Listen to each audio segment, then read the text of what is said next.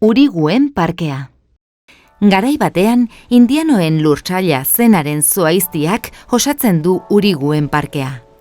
Baso trinko honetan, Mungiako adaburu altuenak ikus daitezke, eta bertan aurkituko ditugu sekuoia luzeak, zedroak eta hosto purpurazko pago handiak. Ikusiko duzunez, baso espezie ezberdinen izen zientifiko eta arrunta plaketan idatzita agertzen dira. San Pedro patroiaren jaietan, zuhaizti honetan, sukalki eguna ospatzen da. 1966an, ekin zitzaion ospakizun honi Torrebilela parkean.